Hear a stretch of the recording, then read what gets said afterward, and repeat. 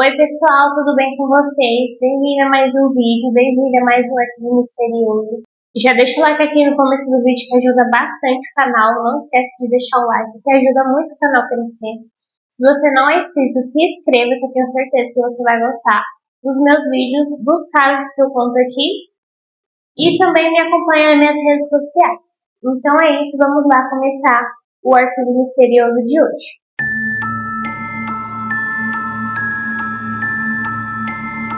No arquivo misterioso de hoje, a gente vai contar o caso do chimpanzé Travis.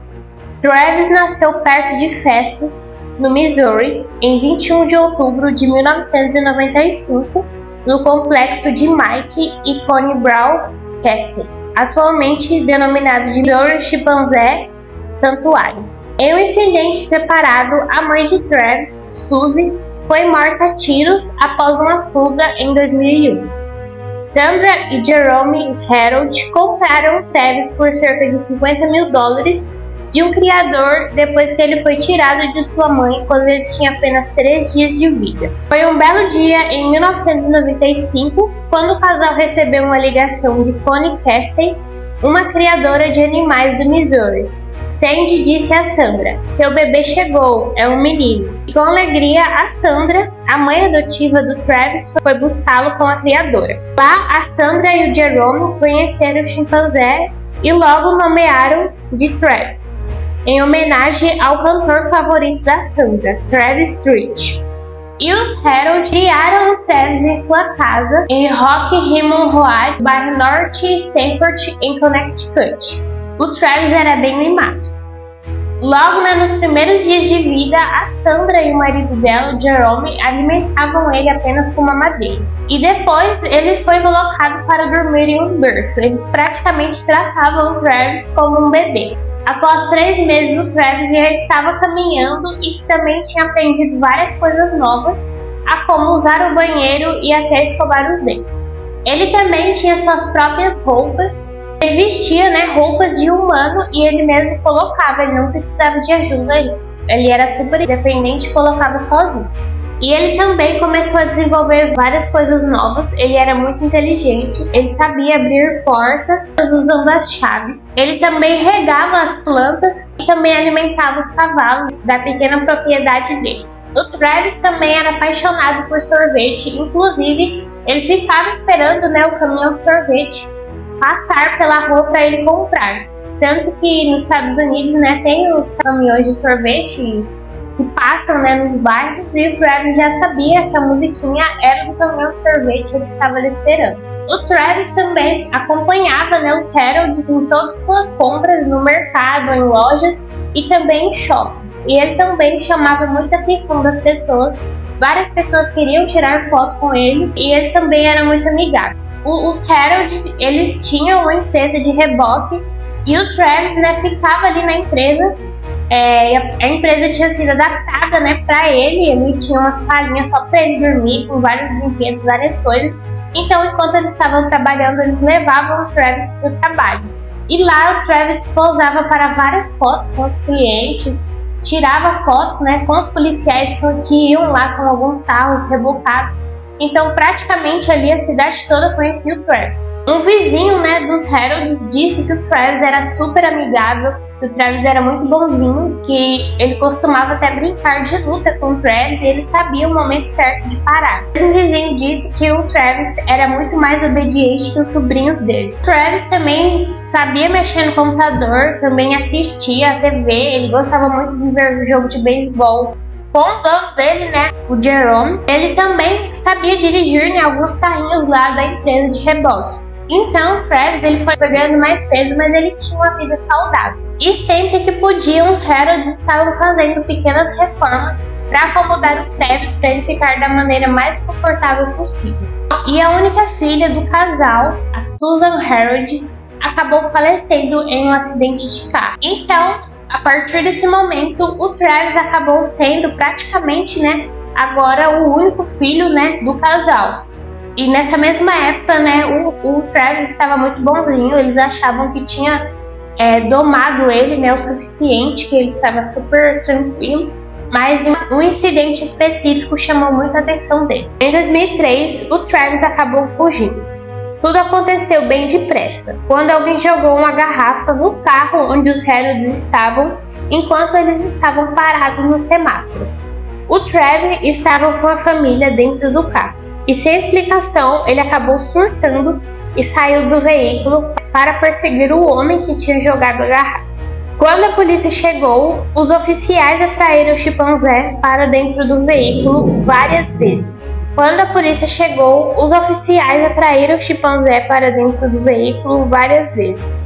Alguns meses depois, o Jerome foi diagnosticado com câncer no estômago e acabou falecendo em 12 de abril de 2004.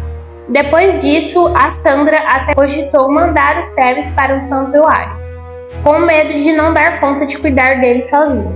Porém, ela acabou desistindo. Ela e Travis sentiram muita falta do Jerome, e o Travis até pegava seus retratos e beijava constantemente. Um ano depois, a Sandra fez amizade com uma mãe solteira de 55 anos chamada Charla Nash, que a ajudou muito a superar tudo que ela estava passando. Ela também a convidou para morar em um loft que ela tinha. Ela até começou a trabalhar com a Sandra em sua empresa de reboque. Nesse mesmo ano, o temperamento de Travis acabou mudando completamente.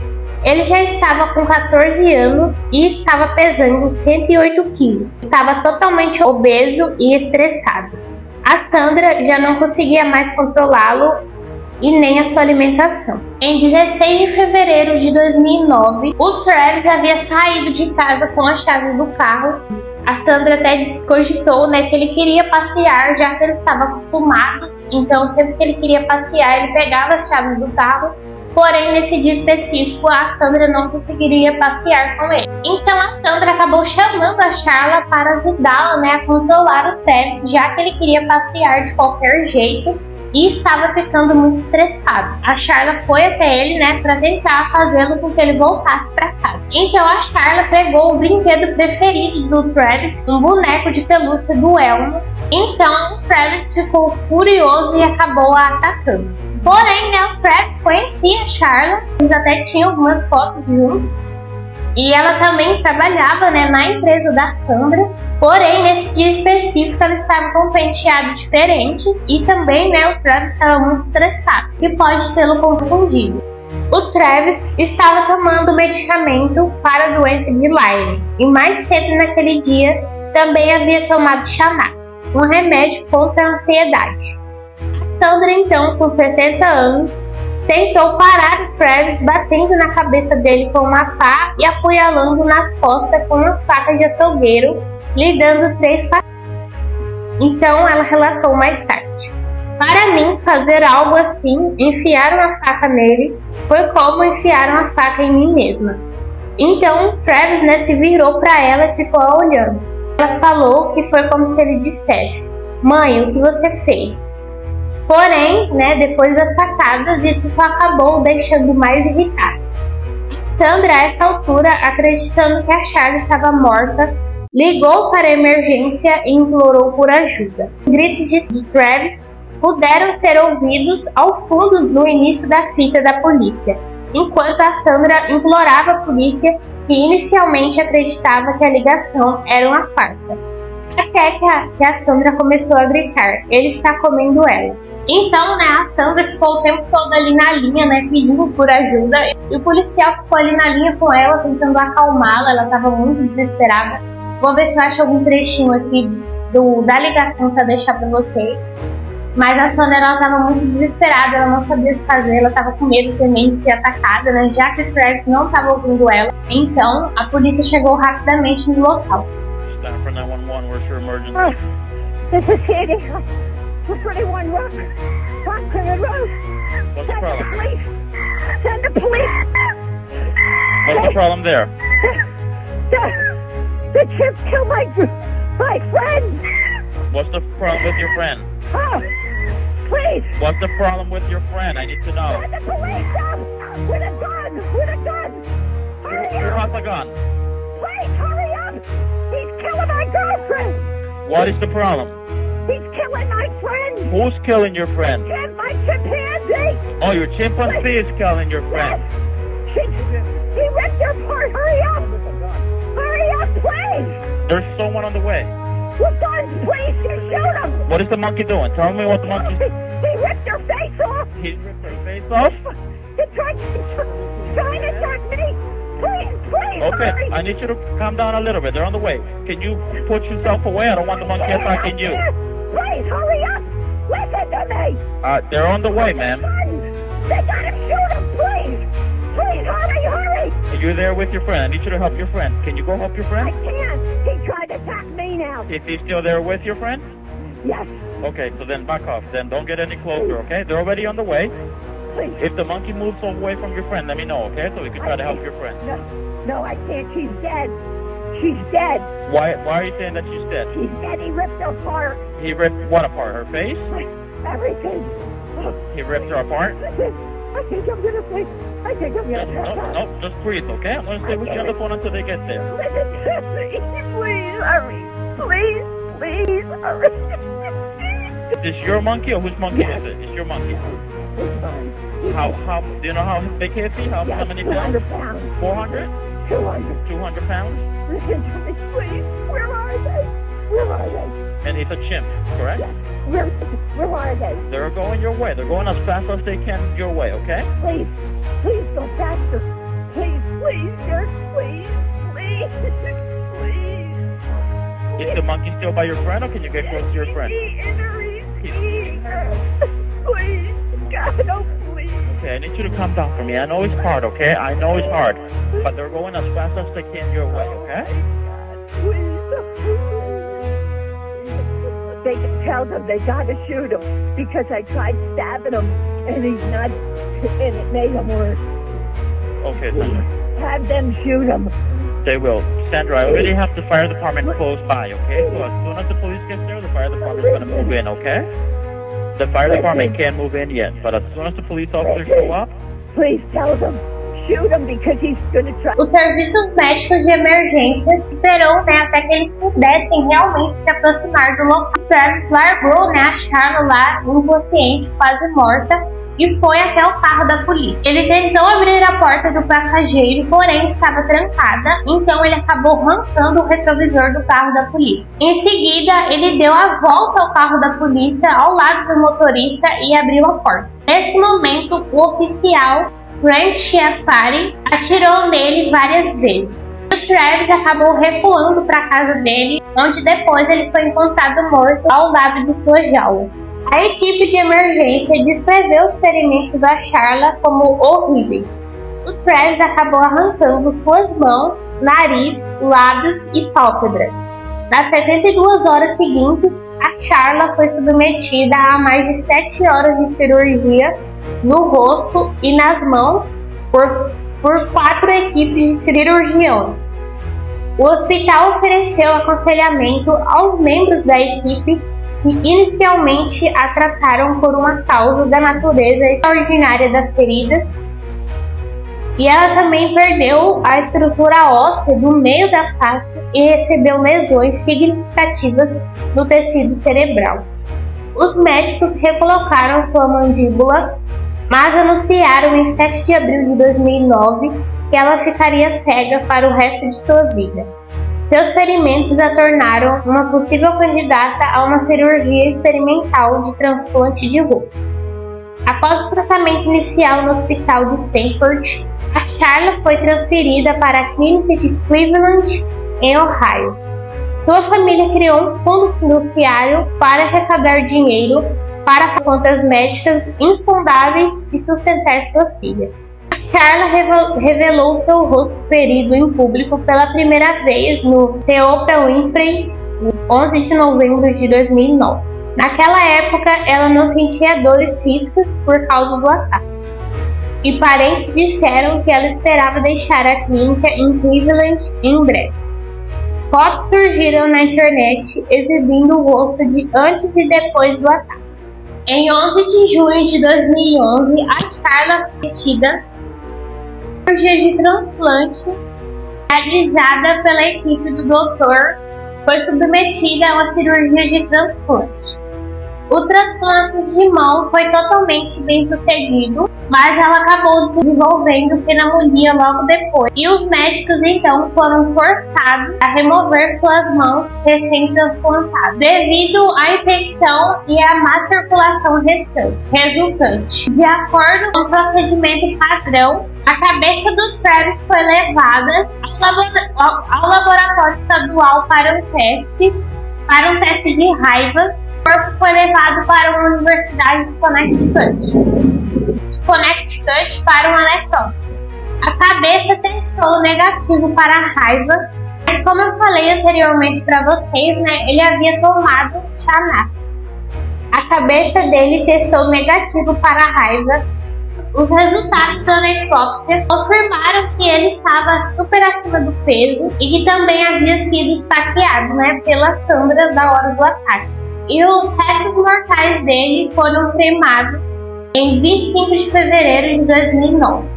E o Xanax é um medicamento ansiolítico potente e de curta ação que pode causar desinibição e desorientação, e ocasionalmente reações paradoxais de alucinações, agressão, raiva e mania em humanos.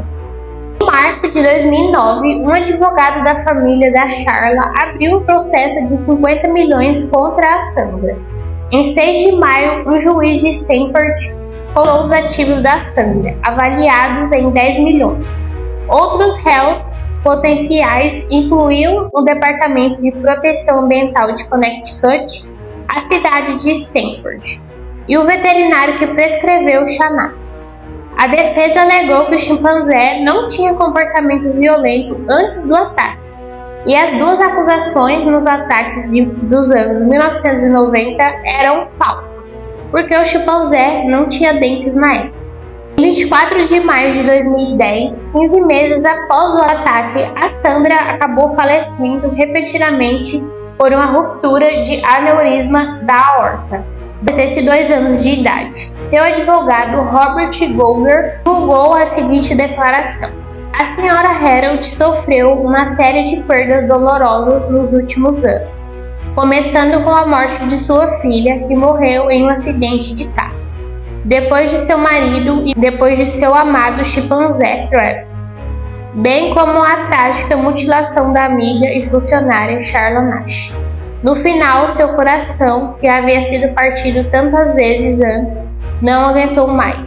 Em novembro de 2002, a Sharla fez um acordo com a propriedade dos Harolds e recebeu cerca de 4 milhões. A Sharla também tentou processar o estado de Connecticut em 2003. Sua reivindicação foi negada. Ela havia informado os oficiais que eles sabiam que o animal era perigoso, mas que não fizeram nada a respeito. A questão da Sharla foi negada com base que no momento do ataque não existia nenhuma lei que proibisse a propriedade privada de um chimpanzé.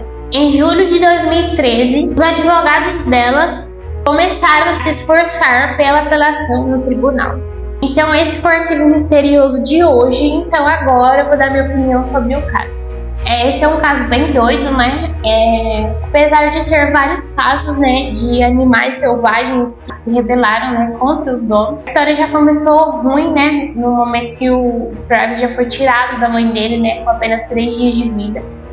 Eu acho que todo animal selvagem tinha que estar, né, na selva, não ser domesticado, né, como um animal doméstico, porque eles não são. Eu acredito que o Travis, ele era um animal passivo, né, era um animal tranquilo, mas que por conta, né, dessas medicações, Xanax e tudo mais, eu tenho certeza que não foi a primeira vez, né, que a Sandra deu Xanax para ele. Já, né, que ela tinha falado que o comportamento dele tinha mudado muito, estava muito estressado ultimamente, depois da morte, né, do Jerome. Então eu acredito que ela devia estar dando várias vezes esse remédio, né, tanto que ele foi prescrito, né, pelo veterinário. Coitada da Sharla, né, a vida dela mudou completamente da noite pro dia, né.